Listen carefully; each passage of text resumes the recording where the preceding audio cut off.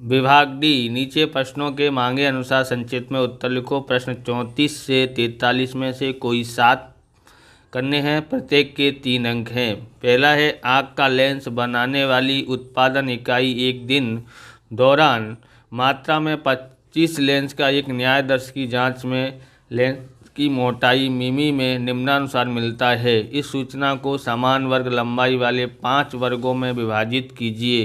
तो ये सब दिया हुआ है। यहाँ पर हम लोग वर्ग में कैसे विभाजित कर सकते हैं, तो यहाँ पर तो आप याद कर सकते हैं, लेकिन अगर नया सवाल आ जाए तो आप कैसे कर सकते हैं। तो सबसे पहले हम लोग लिखते हैं यहाँ पर महत्तम प्राप्तांक। महत्तम प्राप्तांक, महत्तम प्राप्तांक यानी सबसे बड़ी जो यहाँ पर प्राप्तांक है, बराबर कितना है 1.528, ये भी है 1.528 है।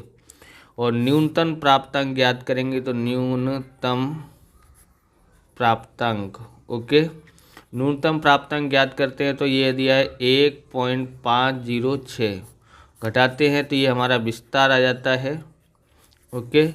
घटाएंगे तो कितना होगा, 8 में से 6 गया तो 2 आया, और 2 में से 0 घटाएंगे तो 2, 5 में से 5 घटाएंगे तो 0, और यहाँ पर 0। यानी यहाँ वर्ग अंतराल कितने का लेना है वो हमको यहाँ से कैसे पता लगाएंगे। अब इसमें से उसने बोला है कि वर्ग लंबाई ज्ञात करनी है, वर्ग लंबाई, ओके। तो कैसे ज्ञात कर सकते हैं, जो विस्तार है, विस्तार बट्टे में वर्ग, कितने वर्ग रखने हैं, वर्ग की संख्या 5 बोला है इसलिए 5। यहाँ विस्तार कितना है 0.22 है, और 5 बोला इसलिए बट्टे में 5, भाग देते हैं 0.022 है, ओके, 0.022 है तो 0.0, 2 में भाग नहीं जाता इसलिए 0, और 2 पंजे 20, यानी कि यहाँ पर और 2 पंजे 20, बराबर इतना आता है।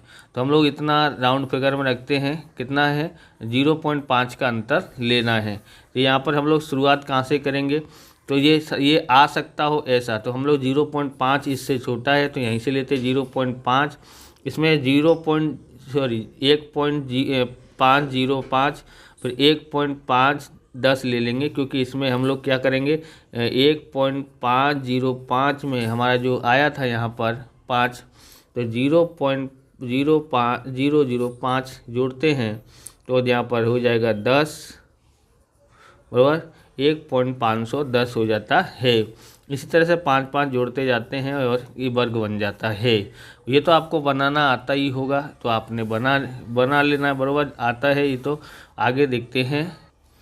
तो आगे हमारे पास है, निम्नलिखित सूचना को योग्य कोष्ठक में प्रस्तुत कीजिए। किसी बैंक में एक बैंक में नौकरी के विज्ञापन के उत्तर में कुल 2000 आवेदन आए। तो सबसे पहले हम लोग कुल 2000 लिखे हैं, बराबर कुल 2000 आवेदन। यहाँ पर एंट्री क्या करनी है, तो यहाँ पर सबसे पहले यहाँ पर एंट्री करेंगे, 2000 की एंट्री यहाँ हो गई। तो समझ लेना यहाँ पर हम लोग राउंड कैसे कर देते जिससे पता पड़े कि ये हमने एंट्री की हुई है। फिर बोलता है इसमें से 50% उम्मीदवार स्नातक थे, तो स्नातक यहाँ पर ज्ञात करते हैं। तो 2000 में 50% स्नातक यानी कि काटेंगे तो 1000 आता है। 1000 का एंट्री कहाँ करना है वो हम लोग देखते हैं। तो यहाँ पर देखेंगे ये हमने एंट्री की, यहाँ पर स्नातक में 1000 कर लिया इसकी एंट्री। अब आगे देखते हैं यहाँ पर क्या बोला है, इसमें से 50% उम्मीदवार स्नातक थे, हो गया। 40% उम्मीदवार अनुस्नातक थे, यानी कि हम लोग यहाँ पर अनुस्नातक में 40% निकालते हैं तो हमको 800 मिलता है। तो ये देखो अनुस्नातक का दिया गया, अनुस्नातक कितना है 800, तो इसकी भी एंट्री कर ली। अब रह गया ये, तो इसकी एंट्री कैसे करेंगे, तो देखो 2000 में से 1000 और 800 घटाते हैं तो 200 आ जाता है। ये हमने क्या किया है, ज्ञात किया है, ओके। आगे समझ में, तो ये हमने ज्ञात कर लिया है। आगे हम लोग देखते हैं, यहाँ तक हो गया। अन्य व्यावसायिक प्रशिक्षण धारक थे, बराबर, तो 10% जो बचे थे तो 10% हमने ज्ञात कर लिया, वैसे ही घटा करके 200 आया। फिर भी परसेंट पे निकालना हो तो उम्मीदवार में से यानी स्नातक उम्मीदवार में से 60% पुरुष थे और उसमें से 25 विवाहित थे। सबसे पहले पुरुष निकालेंगे फिर स्त्री निकालेंगे। तो स्नातक जो थे कितने थे, 1000 थे। तो 1000 में से पुरुष कितने हैं, 1000 में से पुरुष हैं 60%, तो 60% निकालते तो 600 आ जाता है। अब पुरुष वाले लाइन में देखेंगे, बराबर और कितना दिया है यहाँ पर, तो पुरुष स्नातक यहाँ पर आया हुआ है, देखो पुरुष स्नातक है यहाँ पर 600, तो यहाँ पर हमने 600 की एंट्री कर दी। ओके, अब हमको देखने का है यहाँ पर क्या मिला है कि पुरुष स्नातक कितने थे, 60% थे, और उसमें से 25% विवाहित थे। तो विवाहित का निकालेंगे, स्त्री स्नातक भी हमने ज्ञात कर लिया है कि 1000 में से 600 घटाएंगे तो 400, तो ये स्त्री स्नातक का ये हमने कोटा पूरा कर लिया, एक की वजह से दूसरा ज्ञात कर लिया है। ओके, यहाँ पर ज्ञात किया है। अब वो क्या बोलता है कि विवाहित स्नातक पुरुष कितने थे, 25% थे। तो यहाँ पर 25% बोला है ना, 25% थे, तो 25 से करेंगे तो कितना, 150 आता है। तो विवाहित के अंदर हमने यहाँ पर 150 लिख दिया है। पुरुष में स्नातक थे और विवाहित थे, स्नातक विवाहित थे, तो ये भी ज्ञात कर लिया है। अब क्या बोलता है आगे, 40% स्नातक स्त्रियां उम्मीदवार विवाहित थीं। अब विवाहित स्त्रियों में देखेंगे तो स्त्रियां, विवाहित स्त्रियां कितनी थी, यहाँ पर टोटल स्नातक स्त्रियां थी 400, स्नातक स्त्रियां 400 थी, उसमें विवाहित कितनी है, 40%, इसलिए 400 गुणा 40 बट्टे में 100, 160 आती हैं, बराबर। अब स्नातक थी जो 160, यहाँ पर हमने इसकी भी एंट्री कर ली। ओके, अब यहाँ पर देखेंगे आगे,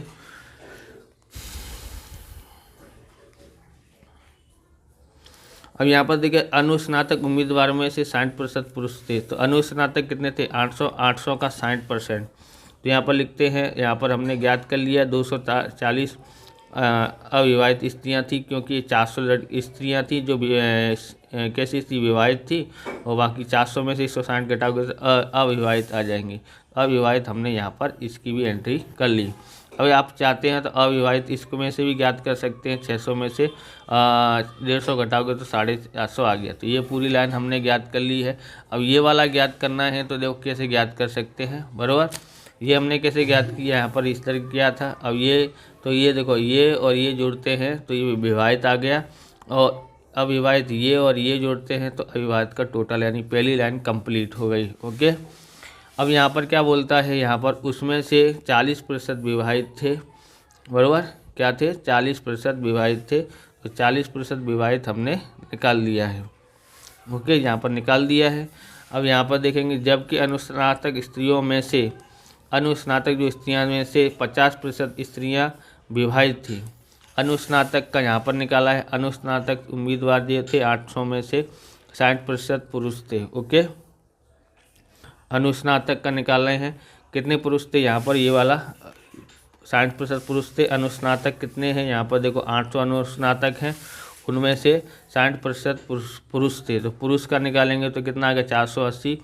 अनुस्नातक स्त्रियाँ ज्ञात करना है तो पुरुष और स्त्रियों में से, तो ये टोटल था, उसमें से पुरुष निकाल दो तो ये आ गया स्त्री का।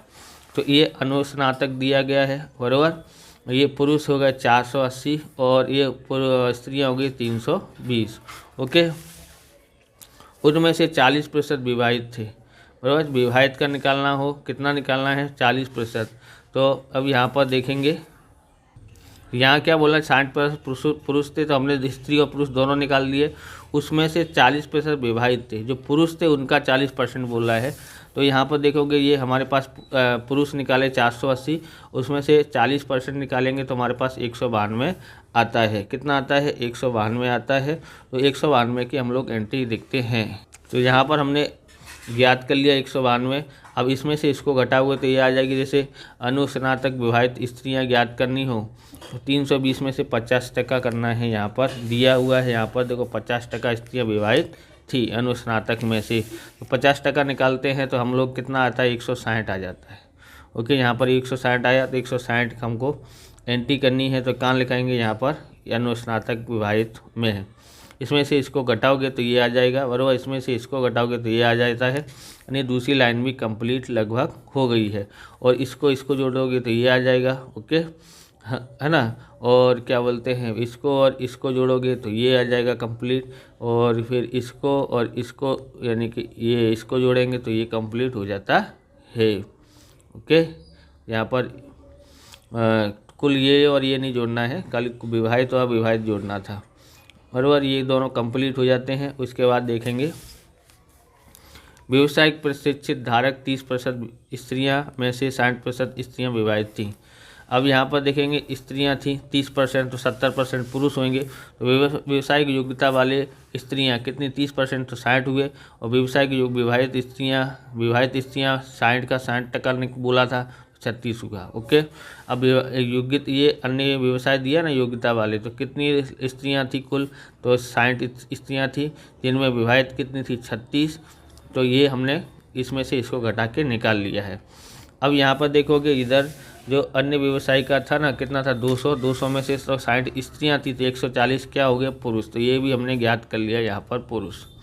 ओके, अब व्यवसायिक पुरुष हमने इसमें से इसको घटा के विवाहित पुरुष कितने थे 70, तो 70 पुरुष थे बराबर। और तो हमने यहाँ पर 70 लिख दिया है। 70 थे, तो यहाँ पर क्या लिखा है उसमें विवाहित और अविवाहित पुरुषों की संख्या समान थी। तो 140 में समान करोगे तो 140 हो जाएगा। और यहाँ पर समान दोनों ज्ञात हो गया। और ये भी हमने 36 थी कुल संख्या, यहाँ पर भी ज्ञात किया। तो इसमें से इसको घटाएंगे तो ये भी आ जाता है, पूरी लाइन तैयार। क्वेश्चन नंबर 4 है, एक कारखाने में कारीगरों का वर्ष, लिंग व निवास अनुसार संख्या प्रदर्शित कोष्टक निम्नानुसार है बराबर। ये कोष्टक दिया है, कोष्टक के आधार पर निम्नलिखित प्रश्नों के उत्तर दीजिए। 5 वर्ष के समय अंतराल में कारीगरों की संख्या में कितने प्रतिशत की वृद्धि हुई। तो 5 वर्ष के अंतराल में कारीगरों की कुल संख्या में वृद्धि, तो यहाँ पर देखोगे 3000 में से 2000 घटाओ, ये देखो 2010 का, ये 2015 का आंकड़ा दिया है। 3000 में से 2000 घटाते हैं तो 1000 की वृद्धि हुई। प्रतिशत में निकालना है तो देखो 1000 की वृद्धि हुई वो, और 2010 में जो भी आंकड़े थे वो लिखो टोटल, गुणा कितना परसेंट 10% बराबर, गुणा 100 आता है, सॉरी कितना आता है 100 आता है, तो परसेंटेज में आएगा। अगर प्रतिशत निकालना हो तो 100 से गुणा करना पड़ता है। और ये 2 जीरो से 2 जीरो कट गया, 1 जीरो से 1 जीरो कट गया, तो कितना हुआ यहाँ पर 2 से भाग देंगे 100 में तो 50 आता है। वर्ष 2015 के वर्ष में अस्थानिक कारीगरों की संख्या में कितने प्रतिशत की कमी आई। तो उत्तर है वर्ष 2015 के वर्ष में अस्थानिक कारीगरों की संख्या में कमी 5000 माइनस 400 बराबर 100 आता है बराबर। अस्थानिक कारीगर जो थे, अस्थानिक यहाँ पर लिखा है ना गैर स्थानिक, तो अस्थानिक हुए यहाँ पर कितना है, तो ये निकाले हैं देखो 500 थे, उनमें से 400 हुए, तो 100 की कमी हुई है। तो प्रतिशत की कमी हुई है, तो यहाँ पे 100 बट्टे में कुल जो संख्या 2010 में दी थी वो बट्टे में लिखा जाता है और 100 का गुणा किया जाता है, तो 20% आता है। 5 वर्ष के समय अंतराल में पुरुष व स्त्रियों की संख्या में क्रमशः कितने प्रतिशत की वृद्धि हुई है। तो 5 वर्ष के समय काल में पुरुषों की संख्या में हुई वृद्धि, तो कितना है 5 वर्षों में पुरुषों की संख्या में, तो ये पुरुष हैं यहाँ पर 2300 और यहाँ पर 1500, कितने 800 की वृद्धि हुई है बराबर। 2015 में से 2010 का घटा दो पुरुष की संख्या में, अब वृद्धि है तो 800 बट्टे में कितना है 2010 में 15 था, 15 गुणा 100 तो कितना होता है 53.33% आता है। स्त्रियों की संख्या में वृद्धि देखना हो तो स्त्री थी 500, 200 700 हो गई, तो 200 की वृद्धि हुई। परसेंट में निकालना हो तो 200 बट्टे में 500, क्योंकि 2010 का आंकड़ा रखना है, गुणा 100 तो 40% की वृद्धि हुई है। ओके, क्वेश्चन नंबर 4 था, ये क्वेश्चन नंबर 3 देखते हैं। एक बाजार में अंश के बंद भाव 30 दिन के लिए निम्नानुसार है। सूचना पर से एक वर्ग की वर्ग सीमा 18.5 से 20.5 हो, ऐसे निवारक सतत आवृत्ति वितरण का निर्माण कीजिए। तो यहाँ पर भी हमने कैसे वर्ग निकाला है, तो आपको यहाँ पर बताया गया है 30 दिन का दौरान, तो यहाँ पर टोटल में 30 आता है, ये आपको आता ही होगा बराबर। तो यहाँ पर वर्ग निकालना मैंने आगे पहले में बताया किस तरह से निकालते हैं, तो आप भी इसमें से निकाल सकते हो। और वर्ग अलग अलग भी लोगे तो कोई तकलीफ वाली बात होती नहीं है। यहाँ पर ऐसा बोला नहीं कितने वर्ग बनाना है, हाँ यहाँ पर एक दिया गया है 18.5 से 20.5। बस आपको ये ध्यान रखना है कि ये कहाँ बीच में से तो नहीं दिया, तो ये बीच में से दिया है क्योंकि 18.5 यहाँ पर दिया हुआ है, क्योंकि यहाँ पर सबसे छोटा निकालने जाओगे तो देखो ये सबसे छोटा है, तो कितने का अंतर लिया है वो ध्यान रखना है। तो आपको यहाँ पर 2 का अंतर दिखाई दे रहा है, तो 2 का अंतर लेते जाना है। फिर वर्ग आपको ध्यान से बनाना, बाकी तो कोई तकलीफ वाली बात है नहीं, आपको आता ही होगा तो आप इस प्रकार के वीडियो देखना चाहते हैं तो डिस्क्रिप्शन में आपको लिंक मिल जाएगी, बराबर, अकाउंट स्टेट के अलग अलग चैप्टरों की, वहाँ से आप देख सकते हो। चैनल पर नए, चैनल को सब्सक्राइब करना, क्योंकि हम इस प्रकार के वीडियो आपके लिए बनाते रहते हैं। और ज़्यादा से ज़्यादा वीडियो क्या बोलते हैं शेयर करते हो, ज़्यादा लाइक सब्सक्राइबर आते हैं तो हम तेज़ी से अकाउंट स्टेट दोनों का सोल्यूशन असाइनमेंट का करेंगे। लेकिन व्यू ही नहीं आ रहे हैं तो फिर मतलब ही नहीं है कुछ उसका। चलो आगे देखते हैं, हम लोग क्वेश्चन नंबर 6 पे जाते हैं। ओके, एक क्वेश्चन लिखना रह गया है, देखते हैं। एक पाठशाला में कुल 850 विद्यार्थी थे। 10वीं और 11वीं और 12वीं के विद्यार्थियों का अनुपात 8:5:4 था। तो देखो, कक्षा 10वीं के विद्यार्थियों की संख्या 850, अनुपात कितना दिया 8, इस सब का टोटल 8 5 13 और 13 और 4 19, 13 और 4 17, 17 बट्टे में आ जाएगा। जितना अनुपात दिया उसका इधर, और कुल टोटल यहाँ पर करते हैं तो 400 आता है। ऐसे 11वीं के विद्यार्थियों की संख्या निकाली हो तो 850 गुणा 11वीं कितना दिया 5, तो 5 बट्टे में 17 हो जाएगा और 250 आ जाता है। 12वीं में कितना है, तो 12वीं में 4 अनुपात है, जो 850 गुणा 4 बट्टे में 17, 200 आता है। यहाँ पर हम लोग लिख लेते हैं 10वीं 11वीं 12वीं, तो 400, 250 और 200 ये हमने ज्ञात कर लिया है। अब इसमें से क्या बोलता है 10वीं के लड़कियों की संख्या, क्या बोलता है 10वीं में 30% लड़के थे, 30% लड़के थे तो हम लोग यहाँ पर ज्ञात करते हैं 10वीं के लड़के 30%, बराबर 30% निकालते हैं 255। 10वीं के कितने थे, यहाँ पर ध्यान रखना है, बराबर क्या बोला है 10 में 30% विद्यार्थी लड़के थे, तो 800 का 30% 255 होता है। और 10वीं की लड़कियाँ कितनी होगी 100, यहाँ पर लड़कियां कितनी थी देखो, 10वीं में 400 थी तो 400 में से 225 घटा दिए ये वाले, तो हमारे पास आ गया 145। तो 10वीं का फुल फाइनल हो गया, ये भी हो गया, ये भी हो गया। अब यहाँ पर 11वीं के लड़के लड़कियों की संख्या समान थी, तो 11वीं में कितने थे 250, तो 125 आ जाएगा, ये भी हो गया। फिर बोला 12वीं के लड़कों की संख्या में 3 गुनी थी, तो यहाँ पर 3 गुनी तो 11 बराबर समान थी, ऐसा 125 हो गया। 12वीं के लड़के 200 बट्टे में 3, 3 बट्टे 4, बराबर कितना लिखा है 3 संख्या तिगुनी थी। 12वीं की लड़कियों की संख्या 1/4, इस तरह से हम लोग लिखते हैं। यानी कि समझो ऐसे अनुपात में हमने कर लिया, तिगुनी थी ना 1:3, ओके, इस तरह से हमने कर लिया है। इसलिए 3 दोनों को टोटल बट्टे में 4, लड़के जो थे 3 गुने थे, 3 गुने को हम लोग ऐसे भी लिख सकते हैं, बराबर, अथवा तो हम लोग दूसरी रीत से भी ज्ञात कर सकते हैं। तो ये आपको अनुपात के में लिख लेने का, लड़का कितना है तो लड़का है 3, लड़कियां कितने हैं 1, इस तरह से करोगे तो फटाफट होगा। तो यहाँ पर सॉल्यूशन दिया है तो ये हमने ज्ञात कर लिया है। अगला 7वां देखते हैं हम यहाँ पर। तो 7वां हमारे पास क्या दिया है, नीचे की सूचना अनिवार्य सतत आवृत्ति वितरण तैयार कीजिए। आदर्श सीमा बिंदु से अधिक दी गया, संचयी आवृत्ति दी हुई है, बराबर। से अधिक बोला है तो यहाँ पर देखेंगे ये क्या बोलती है, वर्ग सीमा बिंदु बोला है। तो वर्ग सीमा बिंदु में हम लोग क्या करते हैं, जोड़ते हैं कि घटाते हैं। तो यहाँ पर हम लोग देखेंगे, अगर इसको हम लोग इस तरह से लिखते हैं 44.5 से 49.5 इस तरह से लिखते हैं, तो हम लोग यहाँ पर क्या करते थे 0.5 घटाते थे, आगे में 0.5 पीछे में जोड़ते थे। तो हमको इसको सही करना है तो यहाँ पर 45 हो जाएगा, और इसको सही करना है तो 49 हो जाता है। क्योंकि हम लोग क्या करेंगे, अगर 45 से 49 दिया होता था तो वर्ग सीमा बिंदु बनाते थे तो कैसे बनाते थे, इसमें 0.5 घटाते थे, इसमें जोड़ते थे। तो इस तरह से हमने यहाँ पर इसको सीधा कर दिया है। 45 49 49 50 54 54 के बाद 55 55 से इस तरह से हमको बना लेना है। और इसको कैसे ज्ञात करते हैं, देखो यहाँ पर दिया है 500, बराबर। यहाँ पर कैसे, यहाँ से हम लोग के लिखा है से अधिक बोला हो तो नीचे से चालू करते हैं। नीचे से कैसे चालू करें, 10 में से 0 घटाएंगे तो हमारे पास 10 आता है। फिर 90 में से 10 घटाते हैं तो ये आता है। फिर 240 में से 90 घटाते हैं तो 150 आता है। ऐसे ही 290 में से 240 घटाते हैं तो 50 आता है। और से अधिक बोला हो तो नीचे से लिखना चालू करने का, से अधिक बोला हो तो, और से कम बोला हो तो ऊपर से। और 390 में से ये घटाएंगे तो हमारे पास ये आता है। 470 में से 390 घटाते हैं तो ये आता है। और फिर हमने लिखते हैं क्या, 500 में से 470 घटाते हैं तो ये आता है। निम्न में दी गई सूचना पर से निवारक सतत आवृत्ति वितरण प्राप्त कीजिए।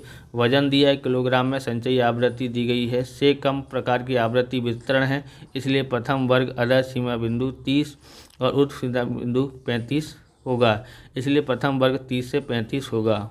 ओके, यहाँ दिखा से कम दिया हो तो हम लोग यहाँ पर देखो से कम दिया है ना, से कम दिया हो तो हम लोग इधर से स्टार्ट करते हैं, यहाँ से लिखते जाने का इधर, ये 30, 35, 40, 45, 50, 55, 60 और 70, तो ये यहाँ पर खाली रह जाएगा।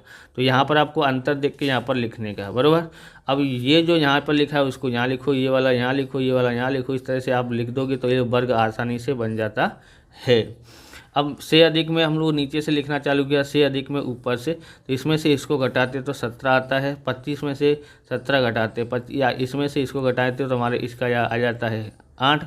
ऐसे ही 40 में से घटाते हैं तो हमारे पास 15, और 54 में से 48 में से 40 घटाते तो 8 आ जाता है, 54 में से 48 घटाते तो 6 आता है, और 57 में से ये घटाते हैं तो ये आ जाता है, इसमें से ये घटाते तो ये आ जाता है, इसमें से ये घटाते हैं तो ये आ जाता है। इस तरह से करते हैं। 9वां देखते हैं। 9वां दी गई नीचे दी गई सूचना पर से मूल आवृत्ति वितरण ज्ञात कीजिए। मध्य मूल दिया है, आवृत्ति दी है और वर्ग लंबाई दी गई है। तो यहाँ पर आपको मध्य कीमत का सूत्र लगाना पड़ेगा। तो यहाँ पर देखेंगे अधः सीमा बिंदु का सूत्र लगाते हैं। अधः सीमा कैसे निकालते हैं? मध्य कीमत में माइनस करेंगे वर्ग लंबाई बट्टे में 2। मध्य कीमत है हमारे पास यहाँ पर 25 है और वर्ग लंबाई इसकी कितनी है 50, तो 50 बट्टे 2 25 आ जाता है। 25 में से 25 गया तो 0, तो यहाँ पर 0 यहाँ पर आ जाता है। प्रथम वर्ग की ऊर्ध्व सीमा निकाल दो, मध्य कीमत प्लस वर्ग लंबाई सेम टू सेम, यहाँ पर माइनस यहाँ पर प्लस दोनों आ जाता है। तो यहाँ पर जोड़ेंगे तो 25 यानी 50 हो जाता है। 0 से 50 पहला वर्ग आ जाता है। फिर तो आपको पता ही होगा 50 से कितना होगा 160, बार बार ज्ञात करना पड़ेगा इस तरह से। तो यहाँ पर क्योंकि वर्ग लंबाई अलग अलग दी गई है, तो देखो यहाँ पर 50 लिखा, इसमें जो भी वर्ग लंबाई दी है उसमें जोड़ दो, तो यहाँ 160 हो गया, बराबर। 160 यहाँ लिख दिया। 140 वर्ग लंबाई दी है तो इसमें 160 में 140 जोड़ दो। फिर यहाँ पर 300 आया तो 300 यहाँ लिख दिया। फिर कितना दिया 200, 200 इसमें जोड़ते हैं तो 500। ओके, यहाँ पर देख लो कितना जोड़ते हैं 500 हो गया। अब यहाँ पर देखो 300 दिया है तो यहाँ पर 500 यहाँ लिखा, तो 300 इसमें जोड़ेंगे तो 800, तो ये हो गया 800 यहाँ लिखते हैं। फिर हम लोग 210 जोड़ते हैं, 200 जोड़ते हैं तो कितना हो जाएगा 1000। इस तरह से हमने निकाला है। आवृत्ति तो सेम टू सेम उतार देनी है। 10वां देखते हैं। निम्नांकित आवृत्ति वितरण को वर्ग सीमाओं से सीमा बिंदुओं की प्राप्त करके आवृत्ति वितरण लिखो। आवृत्ति वितरण तैयार करनी है। वर्ग दिया है, आवृत्ति दी है यहाँ पर, तो दूसरे वर्ग की अधः सीमा बिंदु यहाँ पर देखेंगे तो 1.5 दूसरे वर्ग का ले रहे हैं, तो कुछ खबर नहीं पड़ेगा इसके लिए। 1.5 प्लस 1.4 1 ये इन दोनों को लिया जा रहा है। ओके, और दूसरे वर्ग की ऊर्ध्व सीमा बिंदु यानी कि हम लोग ये लेते हैं तो हमारे पास आता है यहाँ पर 2.975 बट्टे में 2, ये हमारा आता है 1.4875। दूसरे वर्ग की ऊर्ध्व सीमा बिंदु लेना हो तो हम लोग ये वाला यहीं पर लेंगे, उसमें 0.5 जोड़ते हैं तो वर्ग लंबाई 1.9875 होता है। दूसरा वर्ग हमारे पास यहाँ दिया हुआ है सेम टू सेम। पहला वर्ग हमको यहाँ से यहाँ तक का निकालना है, तो यहाँ पर हमने इस तरह से निकाला है, आप लिख सकते हैं, बराबर। इसमें हमने लिखा है, इसमें हमने ये उतारा है, यहाँ पर 0.5 जोड़ा है, इसमें 0.5 जोड़ते हैं तो हमारे पास कितना आता है, तो ये वाला यहीं लिखा, इसमें जोड़ेंगे कितना जोड़ना है, तो 0.5 इसमें जोड़ते हैं तो 0.4875 आता है। इस तरह से इसको यहाँ उतारा, इसमें 0.5 जोड़ो तो ये आ गया, इसमें 0.5 जोड़ो तो ये आ गया। इस तरह से हमने किया है। आवृत्ति सेम टू सेम लिखना है। 11वां है निम्नलिखित आवृत्ति वितरण के वर्गों का मध्य मूल निकालिए। तो ये वर्ग मूल दिया है, इसका मध्य मूल कैसे निकालते हैं तो आपको पता ही है। इसको जोड़ते हैं, बट्टे में 2 लिखते हैं, आ गया। इसको जोड़ो, बट्टे में 2, तो ये आ जाता है। इस तरह से आपको पता हो गया होगा। 12वां देखते हैं। निम्नलिखित 100 कामदारों की मासिक आय की सूचना से मूल आवृत्ति वितरण प्राप्त कीजिए। तो मासिक वेतन से कम और कामदारों की संख्या दी गई है, और बस यहाँ पर से कम दिया है, तो से कम दिया है तो इधर से स्टार्ट करना चालू करेंगे। तो ये सेम टू सेम यहाँ उतार दिया, ये यहाँ उतार दिया, इस तरह से हम लोग यहाँ पर उतार देते हैं, यहाँ का खाली रखना पड़ता है। ओके, यहाँ पर दिया है तो हमने यहाँ पर लिख दिया है, बराबर, लास्ट में दिया है। अब यहाँ पर देखेंगे तो ये जो हो गया ना, ये 0 होता है, तो हम लोग इसमें से इसको घटाएंगे तो ये आ गया। से कम में ऊपर से लिखा जाता है, इसमें से इसको घटाते तो ये आता है। इस तरह से आपको आगे सीख लिया होगा, आराम से घटा सकते हो, बराबर। इसमें से इसको घटा लेंगे तो हमारे पास ये आ जाता है, पूरा लिखा हुआ है, सॉल्यूशन किया हुआ है, थोड़ा समझ लेना, बराबर। तो इस प्रकार से ये वीडियो पूरा होता है। अगर आपको हमारा वीडियो अच्छा लगे तो लाइक करें, शेयर करें, कमेंट करें, चैनल पर नए चैनल को सब्सक्राइब करें। मिलते हैं नेक्स्ट वीडियो में। जय हिंद, जय भारत, वंदे मातरम।